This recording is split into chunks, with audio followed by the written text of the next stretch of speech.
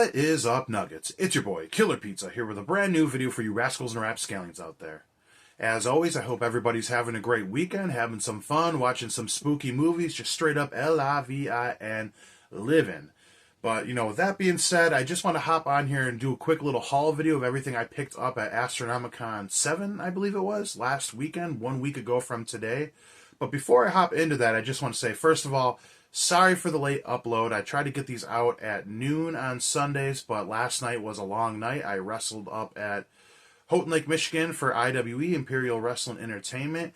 And I just want to show you guys, your boy reclaimed one half of the IWE Tag Team title. So this is the Cream Street Mafia's 4th reign. Super happy to have this back in my possession. And also, my voice is a little bit hoarse and everything. I play a villain. I am a villain. And just yelling all night long. And, that's the reason my voice is all messed up and the video is being uploaded long. I'm so sore. And, it's a 3-hour drive back to Detroit. Road beers, singing Michael Jackson the whole time. So it was one hell of a night. But anyways, let's get right into this haul. So if anybody doesn't know, Astronomicon is, I'd say, kind of a smaller pop culture themed Comic-Con. It has a lot of actors, horror movie stars, wrestlers, and a bunch of vendors and everything. So I went there, like I always do at these conventions, with the intention to blow a bunch of money. Work hard, play hard, and everything. So I'm going to show you a bunch of useless shit I picked up. And yeah, let's get right into it. So one of the celebrities I met was Matt Hardy. There's a picture of us right there. And here is the signed 8x10 I picked up. I grabbed the one with Jeff Hardy because I figured, maybe if I meet him one day, I'll get him to sign this as well. I wasn't originally going to meet Matt Hardy, but Tony Todd wasn't there. He canceled, and I didn't know until the day I got there, as I was walking through it. So that was pretty disappointing, but, my friend the Mighty Bojack was going to meet Matt Hardy, and I was like, fuck it, I'm meeting Matt Hardy. Asked him some questions about tag team psychology, and he gave me some pretty good advice. You're never too late in the game to keep learning, especially from a legend like that. And then the other celebrity I met, I'll show you the photo of me and him right here with Mick Foley. So that was pretty cool. And here's my signed 8x10. He had a bunch of cool 8x10s, and I just had to grab this one from the night he won the WWF title because he just looked so damn happy. And same thing with Mick Foley. I asked him about ring psychology and everything. Pretty vague question. He gave some really good advice, and one hell of a guy, honestly.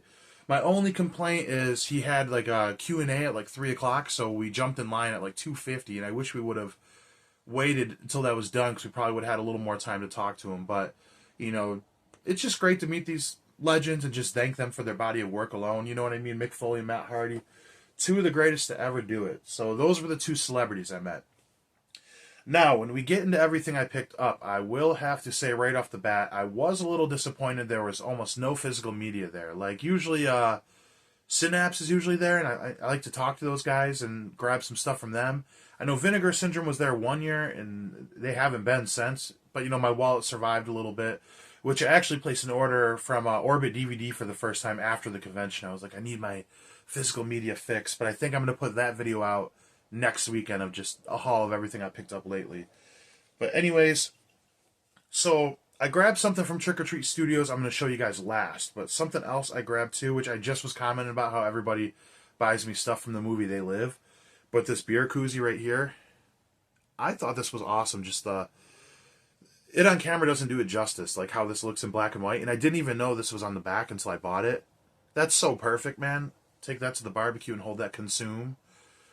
Absolutely love it. Some of the best visuals ever in They Live. I joke that everybody buys me shit from They Live, but it is one of my favorite movies of all time. So this was $5. Had to pick it up. Now here is one of the most unnecessary purchases. And that's saying a lot. If I can get this open. There's this company, I'm sure you've seen them online, that sell the bootleg toys. I have one of the roaches that come out of the guy's stomach and whole body in Creepshow 2. But I had to grab this. Captain Rhodes' guts from Day of the Dead. Rest in peace. That's really cool. I'd love a picture of that just in general. But, Day of the Dead's one of my very favorite movies. I don't put it in my top 10 because there's so many, great ones in there. And Dawn of the Dead kind of eases out. But This is easily one of my very favorite zombie movies of all time. One of my favorite horror movies. If I did a top 15, top 20, it'd be in there. You know, there's just so many good ones. But Captain Rhodes, I love him. The scene is absolutely gnarly.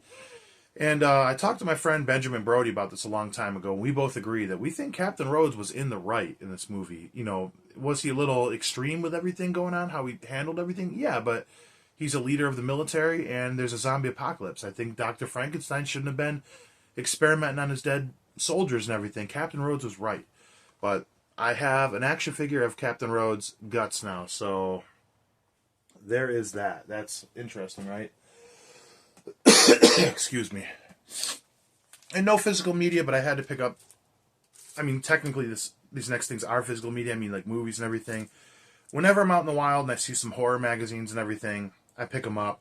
In this Fangoria magazine. Try to grab as much Fangoria, EC Comics. That's so cool, the masks on the back. I haven't even really gone through this yet. I know it comes with a Lost Boys poster. Right there, imagine hanging that on your wall. Shout out to my boy, Sean Silver. His favorite movie. We're going to go to this 80s fest with, who is it? Tom Capella, the saxophone player. He's going to be playing live. So that's going to be pretty cool. But Fangoria magazine, glad to pick that up. Be fun to go through. I miss the days of magazines, man, honestly. And then this was just a $10 pickup.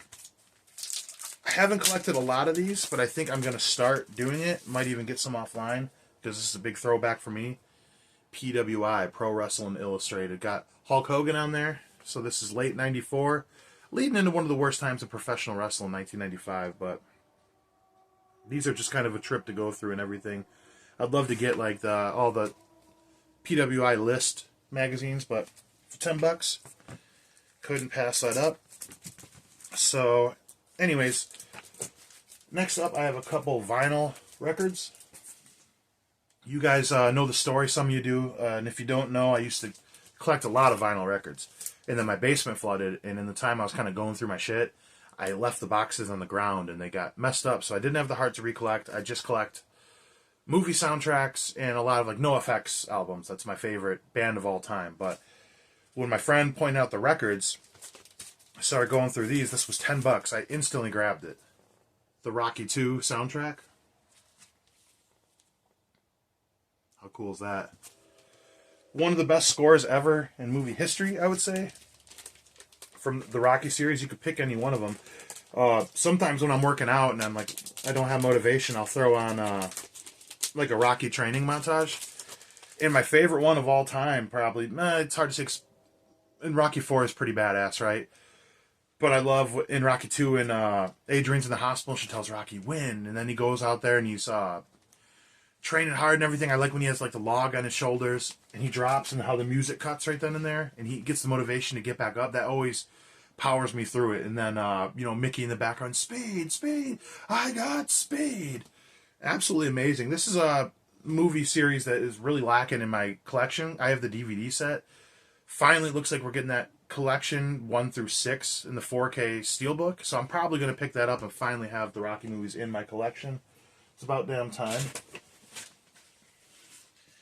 And I say I don't collect a lot of like music vinyls, but when I seen this is one of my favorite albums of all time I never owned. I had to pick this up. Circle Jerks, Wild in the Streets. It says, limited deluxe vinyl edition remastered from the original analog tapes, includes the live 82 bonus tracks and 20-page booklet with exclusive photos, memorabilia, and album history. So that's pretty cool. So I'm just going to open this up and look at it. I know you guys don't care too much about these vinyls. I did like an unboxing of like my Beetlejuice soundtrack. It's like one of the lowest viewed videos on my channel. Like, I don't really care. Like, I like when people view the videos and enjoy the content, but it's like it got like 30 views. I was like, damn, I thought this was pretty cool, guys. So this is actually pretty cool. Wow. So like the booklet that comes in here is like the size of the vinyl record itself.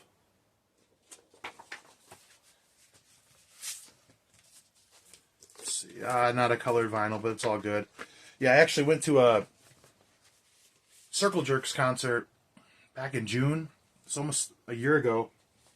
And it was the Circle Jerks The Descendants, and who else played? I can't remember off the top of my head. But I got so sore in that pit, you guys. Like, I'm not getting any younger. And I used to get in mosh pits all the time at punk shows, like my whole life. And I went in there for 2 sets, like all the Circle Jerks, all the Descendants, and just threw people around, moshed around and went crazy. And I was sore for like 2 weeks. I had a wrestling show the next day and everything. But, you know, it's funny, man. Being a pro wrestler finally came in handy as an older guy in a mosh pit. Like, I remember I caught some kid was getting crowd surfed and they dumped him. And I caught him, I cradled him, and we went all the way to the floor, and I just power lift squatted him up, and I gorilla press slammed him. I mean, not like a straight gorilla press, I don't want to exaggerate, but I lifted him over my head and chucked him back on top of everybody, and he just went crowd surfing again, so that was pretty fun. Alright, now time for the Belle of the Ball. When I bought this, it had me question my life. What am I doing with my life? Why did I have to buy this? But I pass Trick or Treat Studios every year. I'm well aware of the site. I haven't really bought much from them. I really want that full-size like Chucky doll. I'll get it one day. It's like $500. Almost settled for the plush one, but I digress. I never knew these masks were $60. And for how realistic they are, I probably would have bought some of these before, and I'm probably going to pick another one up at Motor City Nightmares. But speaking of They Live, check this out. How cool is that? Roddy Piper, about to take you out. Tried this on a couple times, very uncomfortable. But I thought, this could be a Halloween costume too. Just get a suit and throw this on. But, all the masks they had, like I said, They Live visually is one of the coolest movies. It looks so badass. And the story behind it and everything. Just explaining this to my friend, like what the aliens represent in the movie. Which I just rewatched it not too long ago. It was fucking awesome. But this is my They Live mask. It sits on my top shelf in between my Coffin Joe box set and my Walking Dead complete series. So, not quite sure where I'm going to eventually put this. But that is it right there. I got a They Live mask, a koozie, couple vinyl records, couple magazines, some autographs and whatnot. So either way, it was fun. A little bummed there wasn't more physical media there, but I had a lot of fun at the event. I was going to film like a vlog or whatnot, but to be quite honest, you got to just live in the moment a lot of times. I just want to just enjoy myself and have fun, which it was an absolute blast. But, like I said, next week I think I'm going to release a physical media update video because when I got home, I placed an order for a bunch of physical media on Orbit DVD to kind of fill the void of no movies for sale and everything. But that's probably my only gripe. And Tony Todd not showing up, that was kind of a bummer. I really wanted to meet him, but anyways, that is my haul from Astronomicon 7. It was an absolute blast. Hopefully everyone is having a good one, like I said earlier. And, if you made it this far in the video, I really appreciate every one of you guys that watch this stuff. Like, comment, subscribe, all that fun jazz if you want. But either way, I just appreciate you guys. Blood, guts, gore. I will check you next time.